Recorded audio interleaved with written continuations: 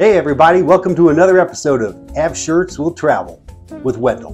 Today, we're going to talk about dragons, kung fu movies, we're going to talk about the Chinese calendar, we're going to make a cool drink. First, I'm going to tell you a little about this shirt. We're celebrating the Year of the Dragon on the Chinese calendar, and every 12 years it comes around. It's considered one of the most fortunate signs to be born under. I remember when the atomic daughter was going to be born. I was staying in South Pasadena at the time. I had this Chinese landlord. He was very excited that my daughter was going to be born in the Year of the Dragon. He said, in his words, that's the best years. So I call her the atomic daughter because she doesn't like for me to use her real name. And frankly, she doesn't like being called the atomic daughter either. But if you got kids, you're never really going to make them happy. You just do the best you can. Anyways, so the atomic daughter was born in the Year of the Dragon. And I came across this shirt fairly recently. It's from the year 2000, which was also the Year of the Dragon. And dragon prints are important. This is a Kamehameha, by the way. And as you know, I love Kamehameha shirts. So, dragons and dragon patterns on Aloha shirts really go back to the beginning of Aloha shirts, when again, Chinese, Japanese tailors were using these fabrics, silks from kimonos, things like that, and the dragon has always been a featured element in that culture. So dragons are very popular, and you will see some really great manufacturers out there doing dragon shirts. You know, I was always afraid to wear one because I thought someone think I'm in a kung fu movie and want to fight me or something. I don't know, but they look cool. And so I found this, and it's dedicated to the year 2000, the Year of the Dragon. I thought this is a shirt to have. So here we are in the Year of the Dragon. Perfect time to wear it. I was thinking about the shirt, and I was like, well, okay, we want to talk about the shirt, but, you know, I always like to talk about a good book or a movie when I can, and, of course, you know, try and find a cocktail that we can tie into that somehow.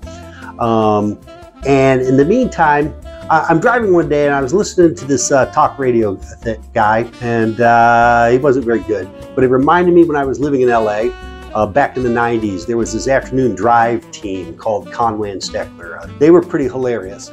And one of the things they like to do is get people on the radio and sort of lay out some premise. And then they would take calls from people. And it'd get pretty funny sometimes. So one time they had this woman on, and she was certainly very shallow in a traditional LA shallow kind of way. And she made it very clear she was not looking for love. She was looking for someone with money who was going to take care of her. And she had a very high standard of who she was going to date.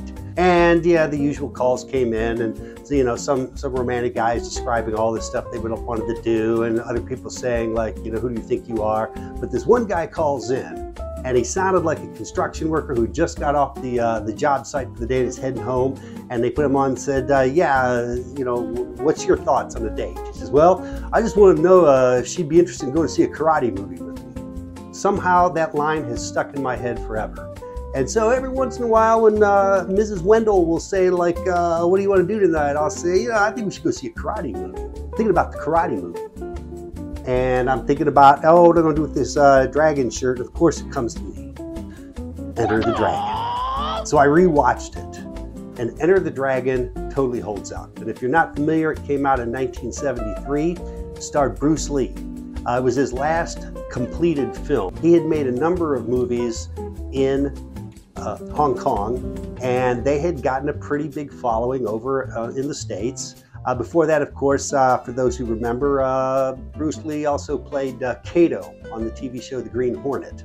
It's hard to find old episodes of that, but there are old episodes of the old Batman show, and The Green Hornet and Kato guested on a few, and those are episodes worth watching.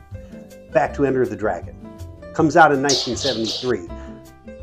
Bruce Lee had done a number of popular movies, and Warner Brothers gets wind that he's wanting to do a new one, and he's kind of shooting for the moon, wants to do a bit of a bigger movie. He's got some bigger ideas. So they bring in some American producers to work with the Hong Kong producers and the whole team. Bruce Lee agrees to not only star in it, of course, but he's also going to stage the fight sequences.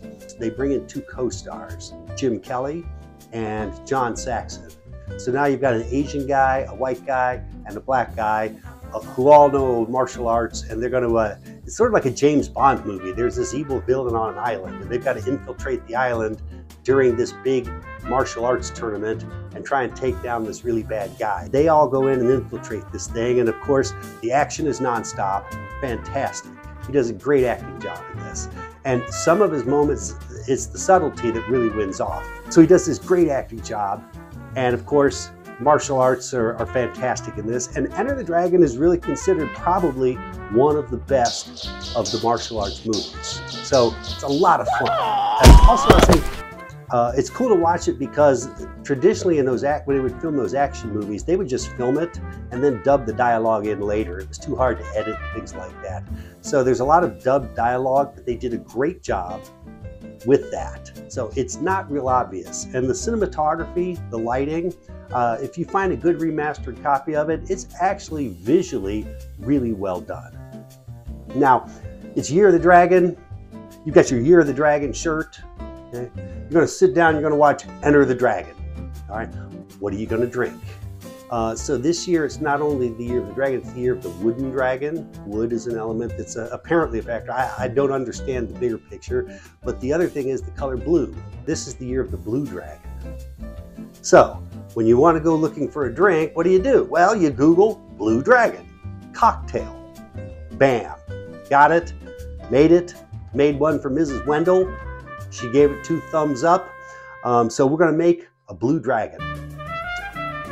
To start with, this is a pretty simple drink too, and it looks fantastic when you're done. It tastes great. But we're going to take our cocktail mixing glass. I'm going to make a little room here so you can see what I am doing. And now, it's actually a vodka drink, but all things vodka can be substituted with gin and vice versa. So it was fun to make this because I could make a gin version for myself, a vodka version for Mrs. Wendell, and I had some of hers. I did like the gin version better just because I think gin has more depth to the profile, but yeah, it worked either way, so whatever you prefer. You want a vodka? Do a vodka. You want gin? Go with gin. We're going to do 3 ounces.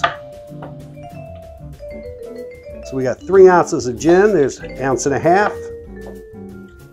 And another 1.5 ounces.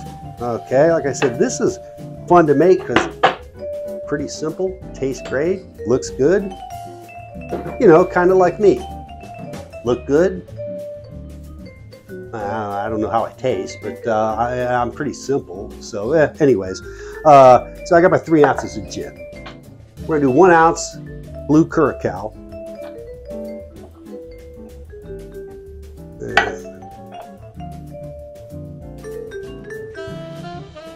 The recipe recommended using a mandarin infused vodka. Well, I keep that around. No, you buy it, maybe you make it for 1 drink. What are you going to do with that? So, and I don't really like infused drinks anyways. So instead, and again, remember, it's Year of the Dragon. We're talking about Asian movies. So I got a mandarin orange. Instead of that infused vodka, or in my case, I'm using gin, we're just going to put in, maybe 1/2 ounce. I'm going to take another mandarin orange. Let's go with this guy right here. Here's that big moment. Does he cut the orange or his hand?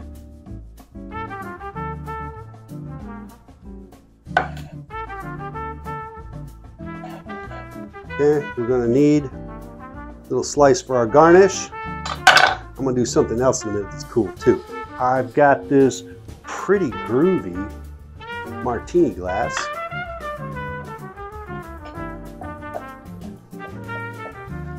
You got to chill your drink. So we're going to take an ice cube, drop it right in that mixing glass. You could shake it, but I wouldn't do that because the blue curacao and that coloration, I think shaking it would actually muddy it up quite a bit, and you wouldn't get the clarity you're looking for. So I think that's important. So we're going to chill this real well. Again, we've got roughly 1 ounce of mandarin orange juice. We've got 1 ounce of blue curacao. We got 3 ounces of gin, or if you prefer vodka, by all means. So we're going to chill this really well. There we go, nice and clear. It's blue. Now, The recommended garnish, of course, it said orange slice, but I'm like, oh, for God's sake, it's got to be a mandarin orange. Who are we kidding here? So now these colors play really nicely together. But I'm going to stray off again. I got a dragon fruit because, again, it's a dragon fruit, right? So I don't know, but I'm thinking the dragon fruit might be pretty cool as garnish. You tell me.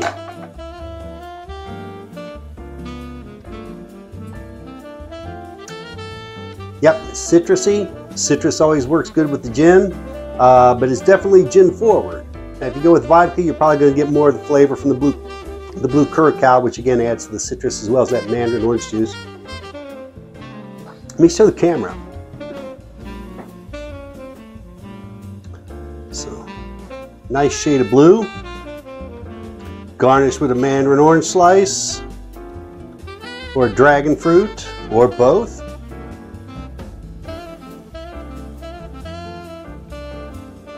And while you're sitting there watching Enter the Dragon in your cool Year of the Dragon shirt, drinking your Blue Dragon, something I want you to absorb and enjoy in the movie is the score.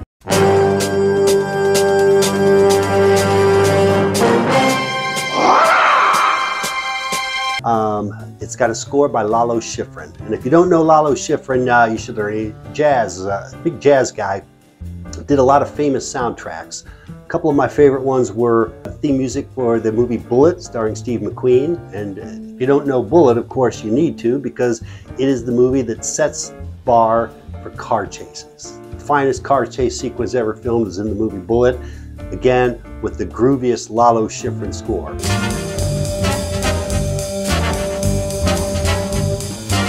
So Lalo Schifrin has this kind of groovy, jazzy score under all the stuff that's happening in this martial arts movie. So check it out, enjoy the music. This has been another episode of Half Shirts Will Travel. I'm Wendell, I hope you enjoyed it, and we'll see you on the next one. If you want more of my thoughts and insights on aloha shirts, cocktails, gear, tools, or anything else I may think of, please like and subscribe. See you in the next episode of Half Shirts Will Travel.